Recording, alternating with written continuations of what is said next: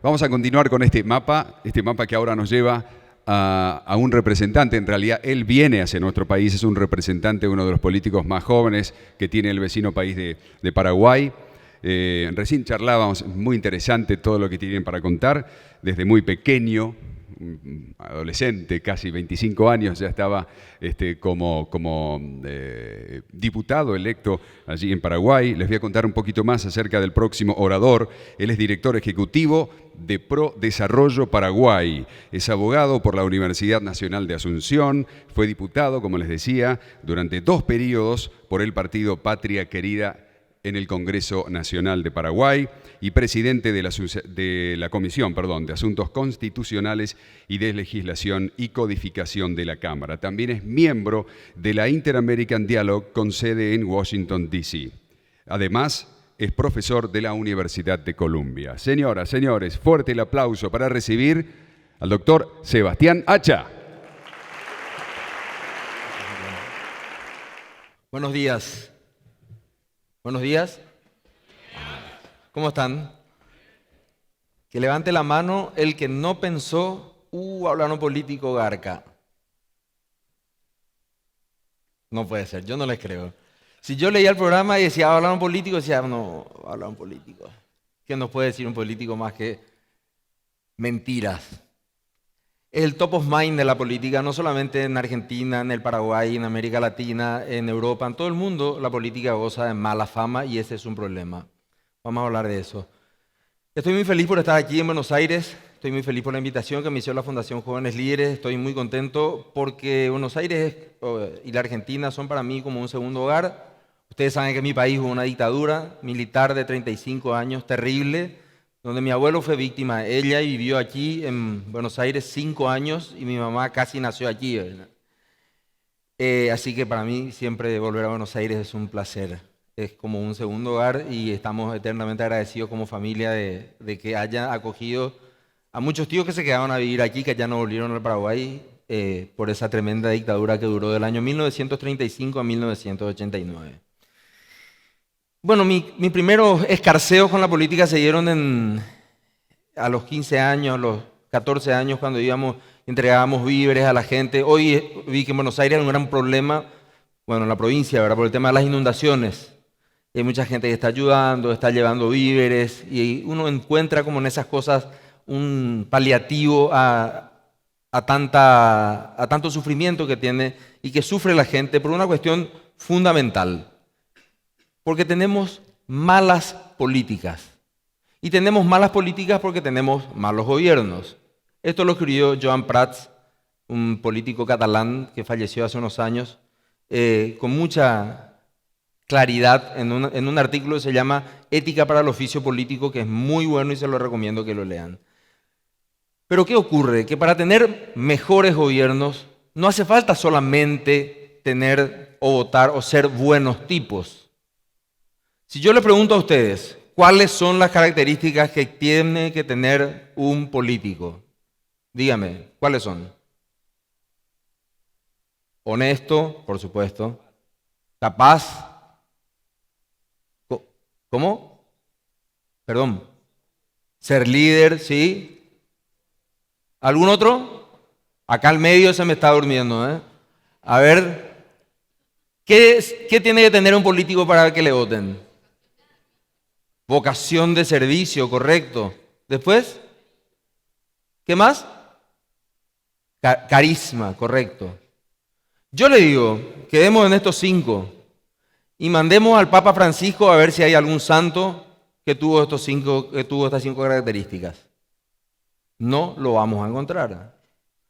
Porque no lo vamos a encontrar para novio a alguien que tenga estas 5 características. Entonces, hay una demanda y una sobredemanda de lo que nosotros exigimos en la clase política y de lo que somos realmente como sociedades. Y voy a hablar solamente de mi país para no hablar de otros, con mucho respeto, lógicamente. Hace 20 años, un poco más, hace 22 años era yo un joven universitario como muchos de ustedes trabajando en una ONG donde asistíamos a un grupo de campesinos que estaban tratando de salir adelante Por supuesto con las veleidades de la lucha de clases, de la lucha por la tierra, de que eran pobres, de que no necesitaban. Y el culpable siempre era el presidente, el ministro, el culpable siempre era el intendente municipal, el culpable era el concejal. Pero nunca nadie dijo, yo también soy culpable. Porque al fin y al cabo, ¿quién los elegía? Ellos mismos. Pero hubo un día, un 4 de julio del año 2001, o 2002, 2001, en que estábamos nosotros en nuestras carpas, durmiendo cerca de la casa de uno de los campesinos, cuya esposa estaba a punto de dar a luz, y empieza a tener trabajo de parto, y le estoy hablando de hace 15 años atrás, en un lugar donde no había ruta asfaltada, en un lugar donde ni siquiera se podía llamar ruta a los caminos que habían, y esta mujer tuvimos que llevarla en moto hasta el centro de salud más cercano, que estaba a 54 kilómetros. Y llegamos, nos fuimos en 2 motos, a las 4:30 de la mañana, el chico era prematuro, ella estaba de 34 semanas, el bebé nació y necesitaba incubadora. Y créanme que en el centro de salud había 2 incubadoras donadas por la Cooperación Española. ¿Saben lo que no había? No había neonatólogos, porque los neonatólogos eran ahijados políticos del intendente, entonces escogieron ir a parar a una ciudad más grande, porque esa ciudad era muy chica, era muy pobre y no tenía mucho futuro ahí para hacer nada. Entonces el chico murió. Yo nunca pude entender, y hasta ahora no puedo entender, el dolor de una familia que nosotros conocimos, que hay miles, no solamente en el Paraguay, estoy seguro que en Argentina también, estoy seguro que en Chile también, estoy seguro que en Uruguay también, estoy seguro que en América Latina en general también, donde finalmente al amanecer de aquel día o al atardecer al día siguiente, tuve como una especie de epifanía donde dije, bueno, basta. Acá como ONG y ayudando y demás cosas, esto no funciona. No funciona irte a la cancha, pararte en las populares y gritar y todos somos, ¿quién? Messi, desde las gradas. Todos pateamos al ángulo el tiro libre, todos metemos los goles, todos tiramos el centro al segundo palo y todos cabeceamos contra el piso, pica y gol. Todos. Todos somos muy guapos fuera de la cancha. Hay que meterse en la cancha y hay que jugar el partido. Con un estadio lleno, con un equipo contrario que te patea, que te pega. Y hay que jugársela si es que en realidad queremos cambiar. Entonces fundamos un partido político. Fundamos un partido político donde aquí vamos a empezar a hablar una palabra que incomoda siempre, de la cual hablamos.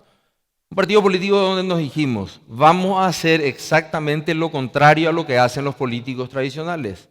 Vamos a evitar la corrupción. ¿Qué es la corrupción? ¿Alguien se anima a decirme? ¿Qué es la corrupción? ¿Hay corrupción allí en Argentina? No, no les creo. Hay. Por supuesto que hay. Hay corrupción hasta en Noruega, hasta en Suecia. En todas partes hay corrupción. Pero ¿qué es la corrupción? ¿Qué es la corrupción para un noruego y qué es la corrupción para un latinoamericano? Es la pregunta.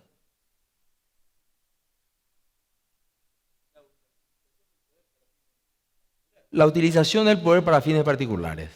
Una síntesis fantástica. O, digamos, para mis amigos, o mi grupo político, o mi familia, o mi ahijado. ¿Ah? O esas cosas no pasan en Argentina. En Paraguay pasan, ¿eh? ¿Acá no pasan? Ah, estaba preocupado. Pensamos que éramos los únicos.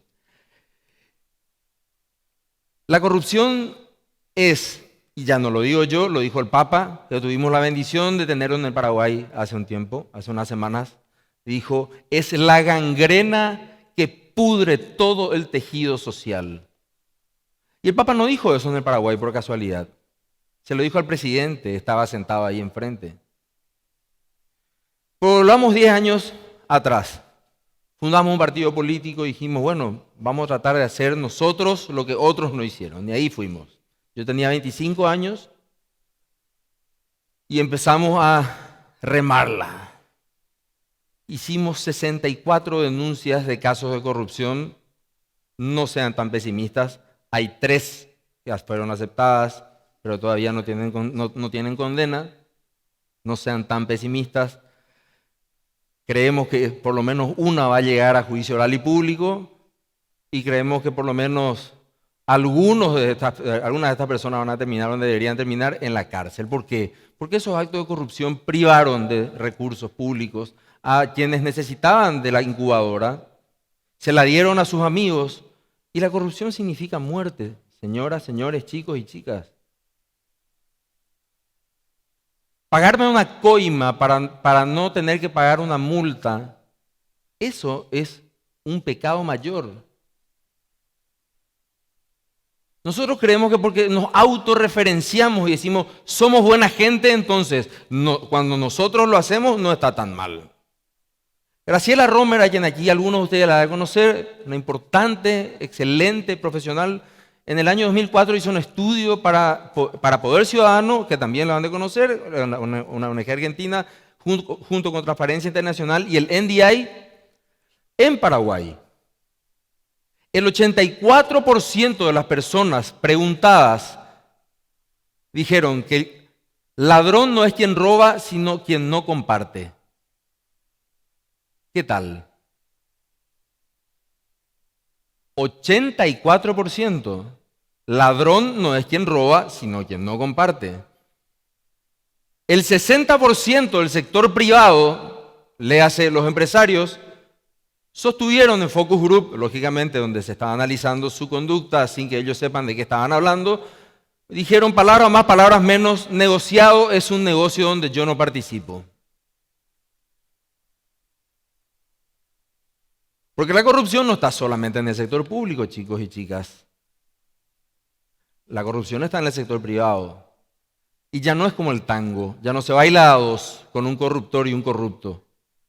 Sería, no sé, como un reggaetón que se baila a 3. Un corruptor, un corrupto y una sociedad indolente, que no le importa. Que no le importa. Todos vemos quiénes son corruptos, todos sabemos quiénes son corruptos, pero no podemos con ellos porque parece que aceptamos socialmente que esa conducta es imposible de vencer y ahí está el error. Presentamos proyectos de ley. Tenemos particularmente muy feliz de haber hecho una ciudad, convertir a una ciudad de 10.000 niños en una ciudad digital en el Paraguay que se llama KQP, donde los chicos tienen el programa desarrollado One Laptop per Child, donde tenemos 2 campeones mundiales de programación que compitieron contra 20 millones de niños de otros países y ganaron ellos. Cuando quisimos llevar el mismo programa a otra ciudad que se llama Villa Ayes, el gobernador le dimos $1 millón para comprar las máquinas. Los alumnos y los padres estaban en la escuela esperando que se compren las máquinas. El gobernador robó los $1 millón. No solamente robó, sino que le hicimos un pedido de la Cámara de Diputados y puso en un papel y firmó: esa plata usé para otra cosa. Punto. Firma el gobernador. ¿Qué pasó con el gobernador? Fue electo diputado. Se presentó para diputado y ganó. ¿Habrán leído algún libro de Kafka? Si Kafka hubiera nacido en el Paraguay, hubiese sido apenas un costumbrista. Porque no se le hubieran ocurrido las cosas que ocurren en ese país, en nuestro país, en mi país. Está en la Cámara de Diputados y tiene fueros y lógicamente la justicia no le puede investigar porque tiene fueros. Pero ganó la elección y ganó lejos. Y todo el pueblo sabía que se robó $1 millón para las computadoras de niños que estaban esperando tener inclusión digital. Pero hay que ser hijo de su madre. Por supuesto, esto también fue parte de una denuncia. Luego presentamos la ley de de acceso a la información pública, que fue rechazada, la ley de financiamiento político, porque como decía el multimillonario Carlos Jan González, mexicano, decía, un político pobre es un pobre político, decía él. Hay que tener plata para hacer campaña, decía Carlos Jan González, y bien lo sabía él en México, fue ministro de Carlos Salinas de Gortari.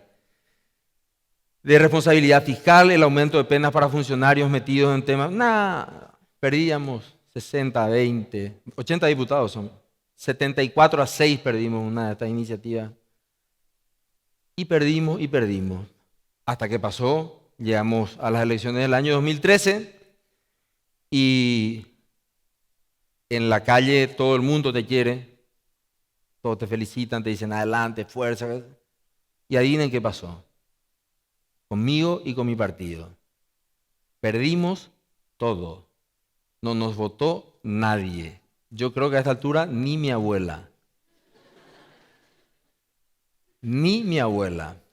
Lo que me doy cuenta después es que 1 año y medio después de haber dejado el Congreso, me robaron todos los votos, porque persona con la que me cruzo es persona con la que me dice yo te voté.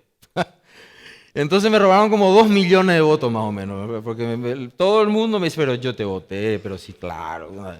Mentira, ¿qué me van a votar? La gente miente. La gente miente, por eso hay tanta corrupción en América Latina, porque la gente miente y la mentira es una corrupción menor, un pecado venial, que con una confesión de paso, con un cura amigo te perdona y con una Ave María estás listo. La corrupción es un problema grave. Ahora, ¿creo yo que nosotros fracasamos? De ninguna manera. De ninguna manera. Estas son partes de un proceso. Solamente perdimos una elección. Pero perder una elección no significa perder la batalla.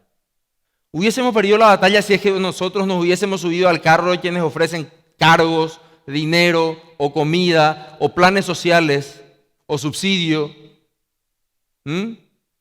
a cambio de votos. Ahí hubiésemos perdido la elección. Ahí hubiésemos perdido nuestras ideas. Ahí hubiésemos perdido nuestras convicciones y ahí nos hubiésemos ido al tacho. Y hubiésemos sido unos políticos garca más, como muchos nosotros conocemos. Lo malo del caso es que la visión que tenemos la mayoría de los jóvenes, obviamente me considero todavía joven, caraduramente, es que todos los políticos son iguales y no es así. En la Argentina hay políticos buenos, en Paraguay hay políticos buenos, en Guatemala hay políticos buenos, en Honduras hay políticos buenos, en Venezuela hay políticos buenos. Pero el problema es que creemos que no nos afecta. Y cuando nosotros decimos que no nos afecta, finalmente, que la corrupción es una cuestión que está entre el presidente o la presidenta y los ministros y qué sé yo, hay cosas que ocurren en el mundo, como el tema de los flujos financieros ilícitos. La Escuela de Economía y Negocios de Copenhague, dirigida por el profesor Bjørn Lomborg, fue contratada por Naciones Unidas para establecer el segundo tramo de los objetivos del milenio. ¿Conocen ustedes los objetivos del milenio? Los ODM. Hace 15 años todos los países del mundo se pusieron, creo que 15 objetivos, que era la reducción de mortalidad materno-infantil, acceso al agua corriente, disminución de la mortalidad y morbilidad materno-infantil a través de la atención de las mujeres embarazadas, una serie de cuestiones que eran básicas para los países llamados en vías de desarrollo, donde estamos nosotros. Porque nosotros no estamos en el club de la gente chic y de los chetos que es la OCDE, ¿verdad? Que es el OCDE, los países de mayor desarrollo. Entonces, todos los que no estamos en el OCDE estamos en la B, así hablando rápidamente, ¿verdad? Y mientras estemos en la B, teníamos nosotros que solucionar ese problema. Bueno, algunas cosas se hicieron y ahora en el 2015 en la Asamblea de este año de Naciones Unidas se renuevan y se llaman Objetivos de Desarrollo Sostenible. Y este hombre, ¿qué es lo que le dijo a Naciones Unidas? Le dijo, sí, está muy lindo todo este tema de mantener el tema de acceso al agua corriente y todo lo demás, está fantástico. Pero hay un tema que ustedes tienen que hacer. La nominalización de capitales. ¿Qué significa eso? Significa, se tienen que acabar los paraísos fiscales. Suiza nos tiene que contar de quiénes son los millones que tienen guardados en sus bancos. Entonces Naciones Unidas le dijo, se rieron, ¿verdad? Dije, como esos concursos de Mises, le preguntaron, ¿me repite la pregunta, por favor? Y le metió en un brete. ¿Por qué? Porque según este estudio, en el año 2012 hubo $1 billón, $1 trillion en inglés, $1 billón que constituyeron flujos financieros ilícitos, que salieron de países del tercer mundo, entre comillas, que no eran tan pobres, y fueron a parar a paraísos fiscales con bandera de países del primer mundo, que no eran tan honestos. Él dice, según mi medición, dice el profesor John Lomborg, el danés, África es el gran acreedor del mundo. Porque el dinero que han sacado de África y que han metido en cuentas en Suiza, en las islas esas que uno no sabe, Vanuatu, y no sé, uno tiene que buscarlas en el mapa, pero con lupa, que ni Google Earth te la encuentra. Allí están esos millones. Millones que tenían que servir para el desarrollo, millones que tienen que pagar impuestos, millones que tienen que ser invertidos a través de impuestos en salud, educación, obras públicas, desarrollo e inclusión social. Y como dice Afra Raymond, un periodista reconocido y activista pro transparencia de Trinidad y Tobago, está en TED. ¿Conocen TED? Bueno, vean su charla en TED. Afra Raymond se llama. Él es un periodista que está denunciando el tema de la falta de transparencia en Trinidad y Tobago desde hace mucho tiempo, porque pasaron una Freedom of Information Act que excluye al Banco Central de contar dónde están o de quiénes son los propietarios de capitales que pasan por Trinidad y Tobago. Y dice, si no estamos indignados después de escuchar esto, es porque ustedes no han prestado atención, dice. Aquí se va la plata del mundo, señoras, señores, chicas y chicos.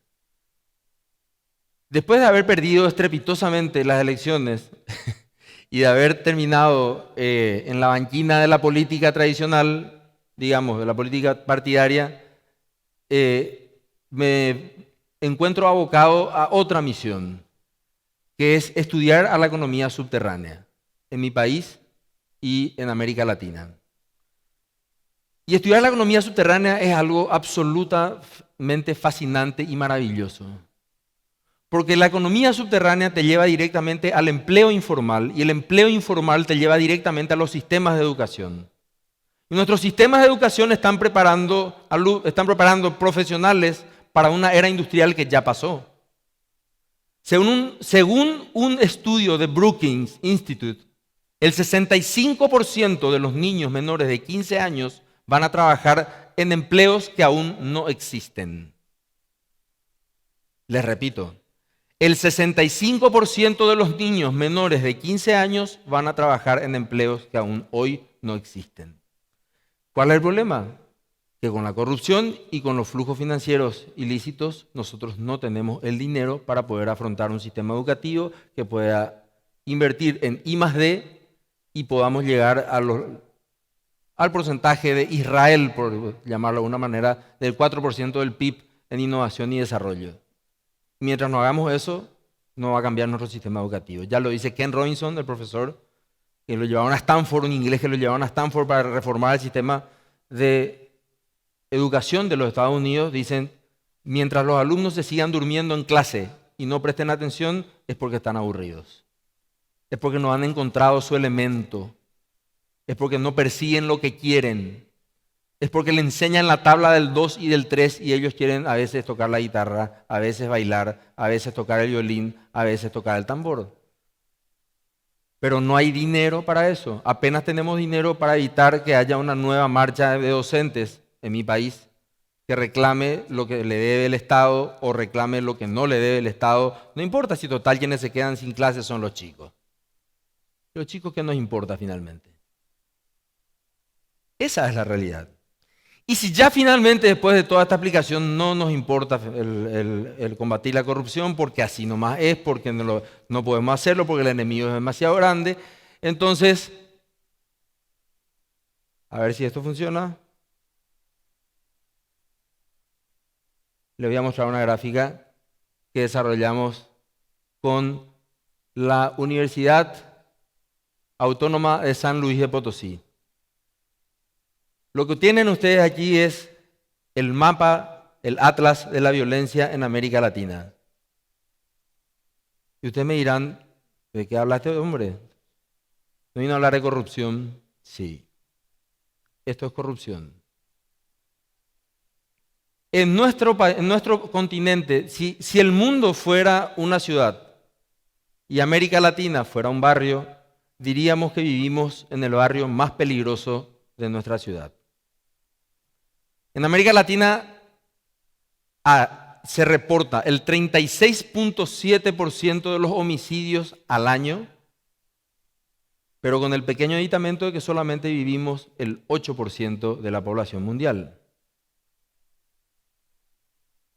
No hablemos con eufemismos. Esto es una carnicería. Esto es una carnicería. La Organización Mundial de la Salud sostiene que es tolerable tener 10 homicidios por cada 100.000 habitantes. Este es un trabajo del doctor Juan Mario Solís y de la Universidad Autónoma de San Luis de Potosí. Pueden buscarlo en internet y lo van a encontrar con mayor detalle. El campeón mundial es Honduras, con 94 muertes por cada 100.000 habitantes. Le sigue de cerca Venezuela, con 74 muertes por cada 100.000 habitantes. Luego pasamos creo que a Nigeria, pero volvemos inmediatamente a Guatemala, donde hay 50 muertos por cada 100.000 habitantes. Y en las fronteras mexicanas, que nosotros siempre vemos mucho y nos preocupamos porque allá anduvo el Chapo, pero el Chapo también anduvo por acá, había sido. Hay lugares como Tijuana, Chihuahua y otros que destacan por la violencia, pero México finalmente es fruto otra vez de las cadenas internacionales americanas que nos muestran día a día cuál es la violencia en México, pero no nos muestran cuál es la violencia en esta media luna que es absolutamente letal.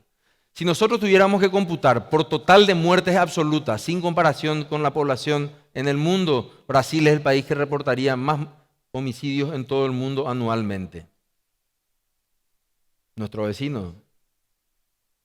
Nuestro vecino. ¿Y por qué nos interesa esto? Porque contrariamente a lo que han sostenido, y estoy hablando del estudio científico, no se enojen conmigo, vamos a discutirlo esto en la universidad. Según lo que nos dice este estudio, es que ni la pobreza ni la desigualdad son motivos o causas de la violencia. No hay nexo causal. Los campeones de la seguridad, por llamarlo de alguna manera, son Uruguay, Chile y Costa Rica en ese orden en América Latina. Entonces, ¿cuál es la causa? Le preguntábamos nosotros a los profesores. Nos decían, la causa es la corrupción. Es la corrupción. Porque la corrupción se convirtió en una relación win-win. Los dos ganamos. Yo te pago a vos, vos tenés un sobresueldo. Y vos pasás tu mercadería que está prohibida. Y los beneficios son enormes. Y no hay Estado que pueda atajarlo. Es por eso que en realidad, no importa de dónde estemos, hay que seguir haciendo el mayor esfuerzo para luchar en contra de la corrupción. Y después me encantó esto. ¿Alguien conoce de esta historia alguna vez? ¿Alguna vez leyó de Ernest Shackleton? Ernest Shackleton era un irlandés, que tenía muchas ganas de llegar al Polo Sur. Y para su tercer intento publicó en el Times este pequeño mensaje. Y más o menos dice lo siguiente. Se buscan hombres para viaje peligroso, sueldo escaso, frío extremo, largos meses de completa oscuridad, peligro constante, no se asegura el regreso, solo honor y reconocimiento en caso de éxito. ¿Quiénes levantan la mano para subirse con Shackleton? Bien ahí. Cuando nosotros decimos vamos a luchar contra la corrupción, esto queda corto con respecto a los problemas, amenazas y toda una serie de frustraciones que vamos a pasar. Pero la historia de Shackleton es interesante porque él se subió al Endeavour con 28 personas a bordo, pero antes de llegar al puerto donde tenía que llegar, le agarró la nieve, reventó el barco, los dejó a 20 ahí, él siguió caminando con 5, luego le dejó a 3 y llegó hasta un ballenero chileno y los rescató a todos y volvió a Inglaterra. Entonces, después de decir eso, the chief, el jefe, como le llamaban sus marineros, ¿se puede decir que fracasó? Yo no creo. Yo no creo que nosotros, en mi caso, hayamos fracasado, al contrario.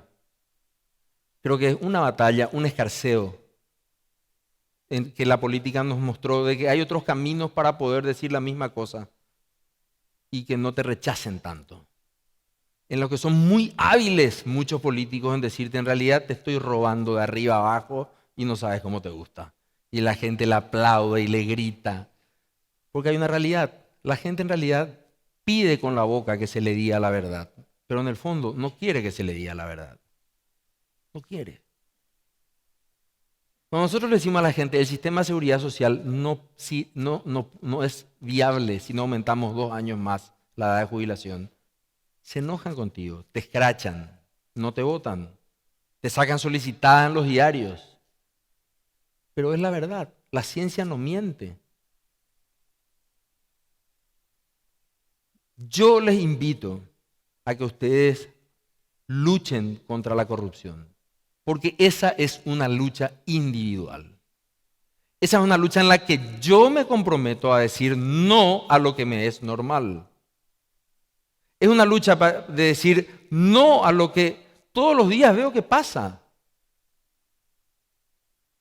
Es decir, no voy a pasar el semáforo en rojo. Por ahí empezamos. Es decir, no voy a robar un borrador. Por ahí empezamos.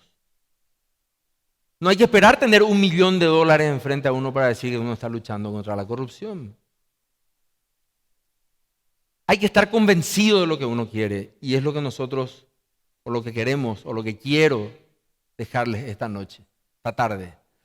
Porque lo conozco a Leandro y sé que tiene los mismos ideales y he leído su libro y compartimos muchísimas cosas en distintos puntos de América Latina. Hay mucha gente buena, pero la gente buena sentada debajo de un árbol o en una universidad no nos sirve de nada. Hay que preocuparse de la política. Y preocuparse de la política no es solamente candidatarse para diputado o senador.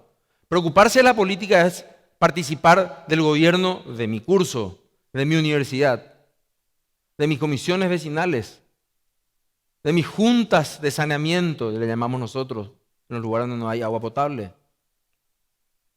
Es preocuparme de que al otro le vaya bien, no solamente a mí. Porque curiosamente en América Latina pensamos que lo público es de nadie.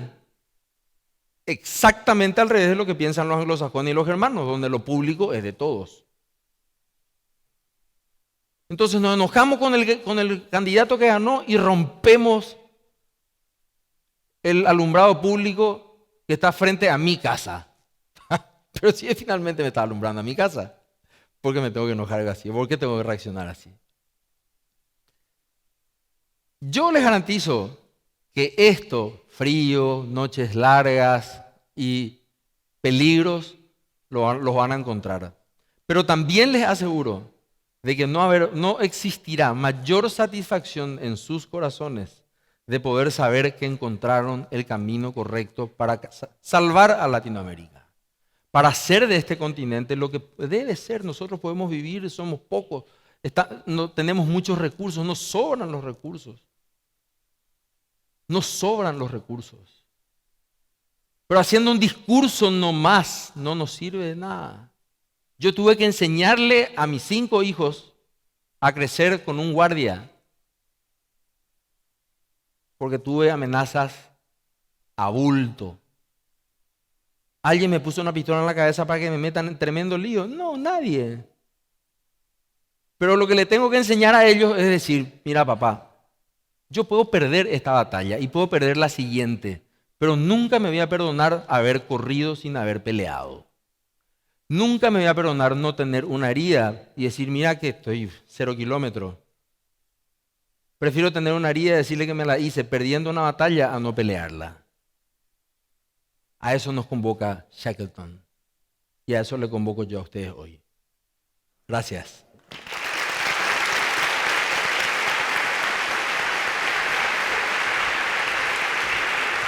Me sumo. Muchas gracias, Sebastián. Sebastián Hacha. Y bueno, es merecido entonces y ese aplauso que se renueve porque la Fundación Internacional de Jóvenes Líderes quiere agradecerte y además distinguirte como Joven Líder 2015 aquí en la Argentina. Gracias.